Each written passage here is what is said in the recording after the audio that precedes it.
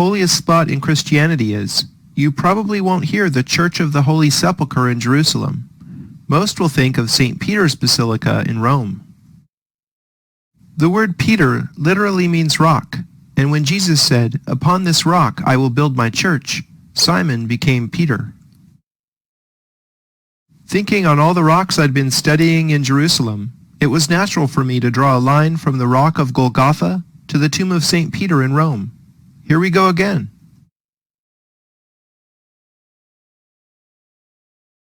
The line connecting Golgotha with the tomb of St. Peter passes directly over the center of the Campidoglio, marked today by the equestrian statue of Marcus Aurelius.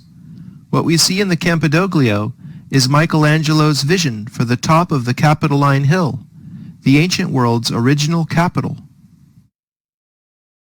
It took a Renaissance genius to symbolically turn the Roman power equation on its head.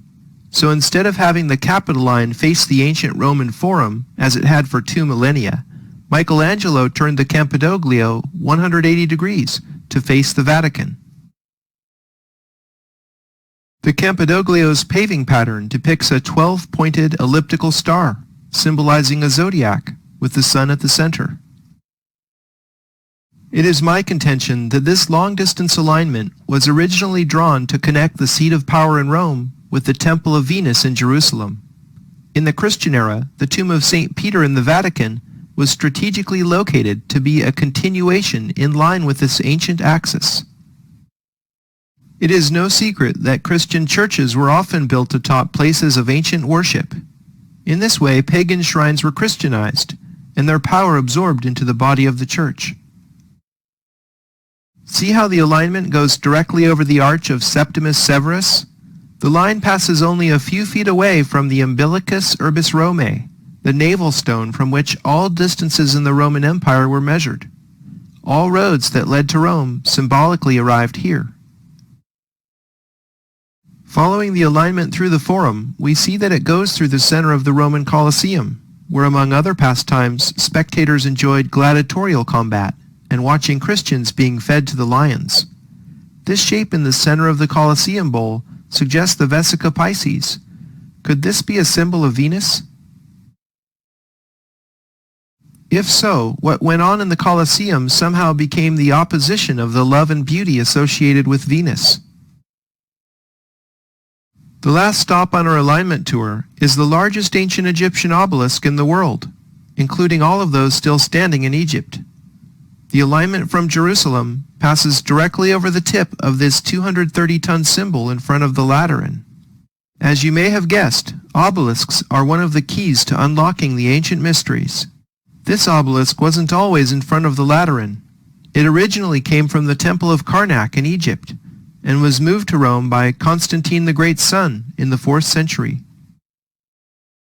The last of the Renaissance popes, Sixtus V, moved the obelisk from where it had been in the Circus Maximus to the Lateran, displacing the equestrian statue of Marcus Aurelius, which, as you know, was moved to the Campidoglio. Now, Sixtus V was a very singular pope. As is the custom when a pope dies, the new pope chooses a name for himself. I find it fascinating that Felice Peretti di Montalto chose a name referencing both 6 and 5 in Sixtus V. The fact is, Sixtus V redesigned much of Rome during his brief 5-year reign. He considered moving the Church of the Holy Sepulchre in Jerusalem to Rome, but the logistics proved to be too much. He did, however, succeed at moving 4 gigantic Egyptian obelisks within Rome, completing the Dome of St. Peter's, opening 6 streets, building 14 fountains, and much more. Roman emperors were the first to rate Egypt in antiquity for its obelisks. By repositioning these obelisks in Renaissance Rome, Sixtus V was motivated by something other than Catholicism. Researchers Jan Witcherink and Aaron Parlier reveal much of what Sixtus V was up to. The red line shows a pair of obelisks aligned to the summer solstice sunrise. The blue line shows another pair of obelisks aligned to the winter solstice sunrise. Sixtus V placed Egyptian obelisks in St. Peter's Square and in the Piazza del Popolo exactly as they are, to create the red astronomical alignment.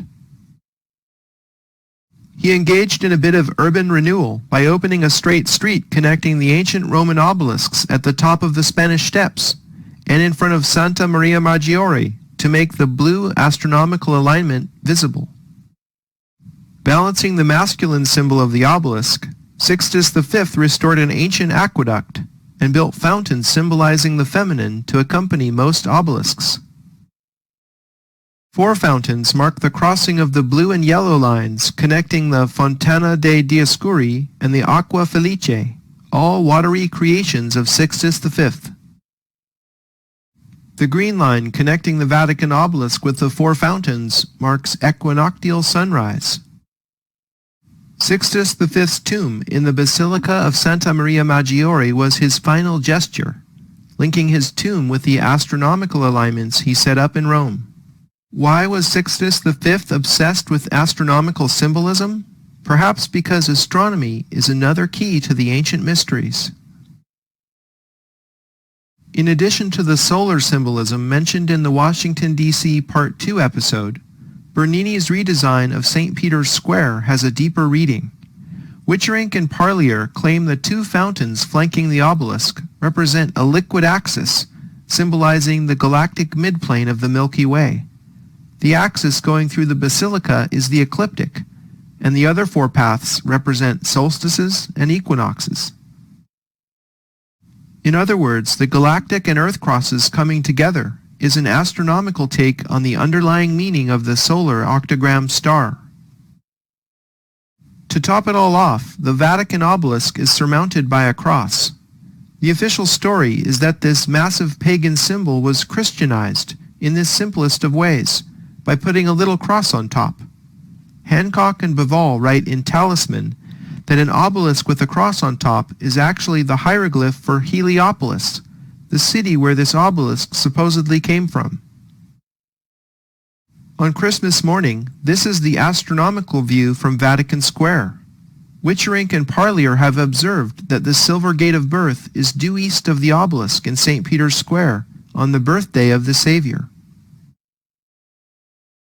I noticed that the galactic midplane leads right down to the Roman Pantheon. This is our cue to have a look at this ancient Roman marvel and explore its deeper meaning. Patrick Hunt, who teaches classical archaeology at Stanford University, calls the Pantheon the most impressive Roman monumental building in the world. I see it as a calendar in stone. Its rotunda is an engineering marvel, employing techniques such as reinforced concrete, not rediscovered until almost 2,000 years later. In this plan view, you can see the floor pattern in which stone from all over the empire was inlaid, a testament to Rome's imperial might. Its circle and square motif might symbolize the Earth-Moon system in the following way. Here a circle is inscribed within a square. The square has 27.3% more area than the circle. Comparing a circle and square with equal perimeters, the circle's diameter is 27.3% larger than the edge of the square. Okay, so what? Well, the moon happens to be 27.3% the size of Earth, which is another way of relating moon to Earth with the proportion 3:11. In addition, the moon's sidereal orbital period is 27.3 days. The words moon, month, and menstruation all share the same root because they all have roughly the same period. Human gestation lasts on average 273 days. Another spooky coincidence has to do with temperature. As you're probably aware, Celsius is defined by a 100-degree scale, marking the freezing and boiling points of water. Water becomes liquid 273 degrees Celsius above absolute zero. Here are these numbers again. It seems to me that this fact references Earth as a water planet. Why are these numbers the same? Science has no answer for this other than pure coincidence. In this sectional view, you can see that a sphere fits perfectly within the volume the Pantheon encloses. I think recognizing this as the celestial sphere is the key to the pantheon's symbolism. The original Roman statuary fit into the 7 alcoves. The pantheon of pagan gods was replaced with Christian saints when the building was christened the Church of Santa Maria Rotunda in the year 609. Exchanging pagan gods for astrological symbols, we see an arrangement matching the Ptolemaic harmony of the spheres. To the modern eye, this sequence might seem arbitrary, but it actually ranks the planets in order of increasing apparent speed against the background of fixed stars as seen from Earth. Ptolemaic cosmology is therefore an Earth-centric approach to astronomy. Mark Booth writes in The Secret History of the World, Ptolemy's map of the spheres is conventionally presented as having been superseded by the ideas of Copernicus, Galileo, and so on, but in fact was and is an accurate map of the spiritual dimension of the cosmos, a dimension which seemed more real to the ancients than the material cosmos. Are you aware that the days of the week are named after the planets? With the exception of Saturn Day, Sun Day, and Moon Day, English speakers unfamiliar with Norse gods might have an easier time spotting this connection in French or Italian. Connecting the days of the week in order yields a 7-pointed star, somewhat distorted to accommodate squeezing it into the octagonal symmetry of the pantheon. Looking up in the rotunda, you see the oculus, or central void in the dome. The oculus is the sole source of illumination in the interior, so it clearly symbolizes the sun. The 5 rising tiers of coffers might represent the 5 planets visible with the naked eye from Earth. The 28 divisions around the circumference is where things really get interesting. It is my contention that the 28 rays represent days. Consider a month of 4 7-day weeks lasting 28 days. 13 such months add up to 364 days. The extra day needed to round out a 365-day year is where we get the phrase, a year and a day. Richard Heath has traced this 13-month plus 1-day calendar to the matriarchal societies of the Bronze Age. The Egyptian Sothic year lasted exactly 365 days, without compensating for leap year as we do today. Sothis is the Greek name for Sirius, the star the Egyptians based their new year on. Any way that Father Time slices it, the 28-day division fits the Osiris story. The Temple of Isis on the island of Philae has bas-reliefs which tell the Osiris story. Here Osiris has 28 stalks of wheat emerging from his dead body. The 13 pieces that Isis later reassembled symbolize the 13-month calendar of 28-day months, and his missing phallus represents the extra day, rounding out the Sothic year. Many religious stories encrypt astronomical information in their core levels. Returning to Egypt for more wisdom, let's take a look at the Earth-Moon diagram that came from studying the Great Pyramid. Recall how the relative sizes of Moon and Earth fit the diagram when the circle was squared.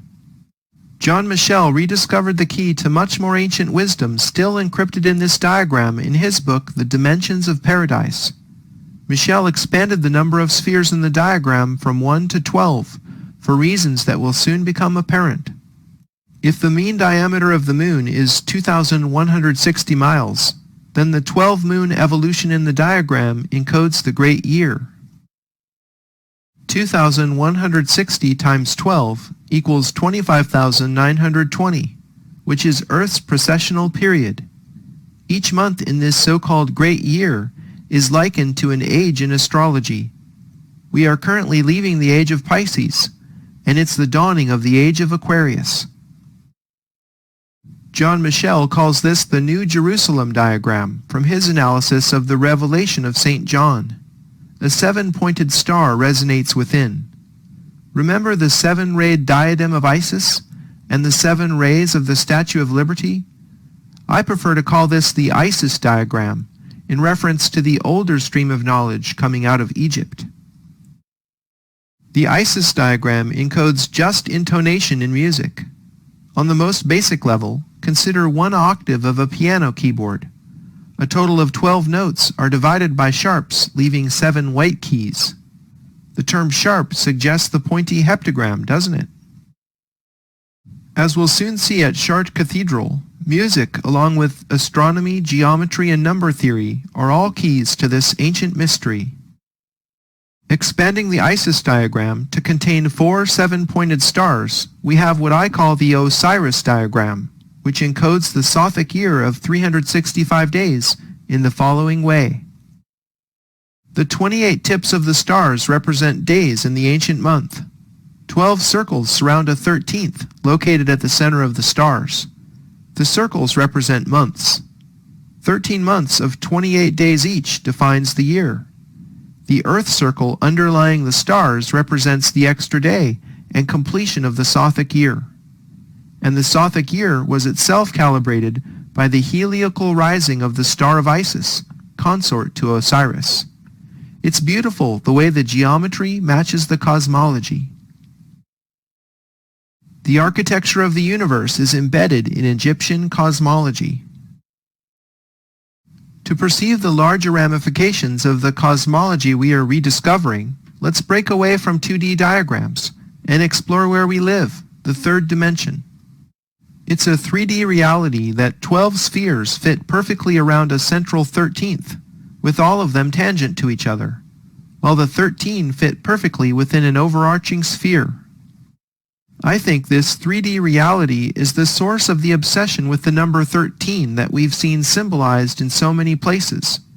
Recall all the lucky 13s on the Great Seal of the United States. Lucky 13 might be more precisely described as 12 surrounding 1. In The Last Supper, Da Vinci depicts Jesus in the center, surrounded by 12 apostles. Geometrically speaking, connecting the centers of the 12 surrounding spheres with straight lines reveals what is called the cube octahedron. The cube octahedron has faces composed of squares and triangles, ad quadratum et ad triangulum, as they would say in the Middle Ages. As it turns out, cube octahedral sphere packing has exactly 7 planes of symmetry. Do these numbers sound familiar? 12 around 1 with 7 planes of symmetry? The cube octahedron is the 3D equivalent of the Isis diagram. The first ever known depiction of a cube octahedron was drawn by Leonardo da Vinci. He created this illustration for Luca Pacioli's book, De Divina Proportione. Pacioli and da Vinci worked together, became close friends, and later shared a house together in Florence. Pacioli was at the center of the Renaissance Hermetic obsession, begun by Cosimo de' Medici in 1430 when he obtained the Corpus Hermetica, a body of work compiled in the first few centuries of the Common Era, recounting words passed down by Thoth through the last of the Egyptian priesthood in Alexandria. Here is Pacioli with a mysterious transparent cube octahedron half filled with water. Some believe the younger man standing next to him is Albrecht Dürer.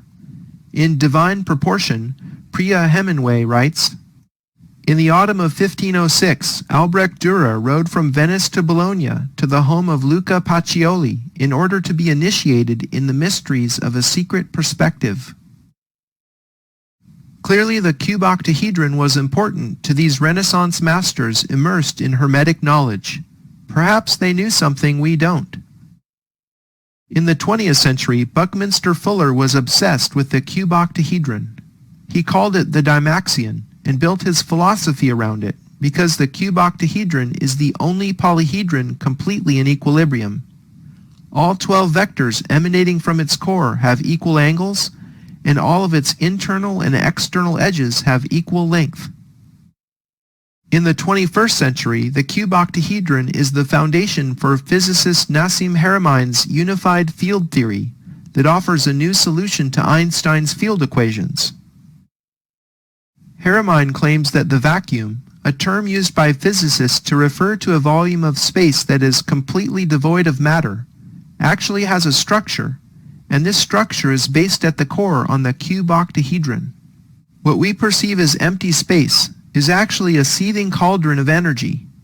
Physicists calculate that the amount of energy in each and every cubic centimeter of space exceeds the energy output of all stars visible to the Hubble Space Telescope.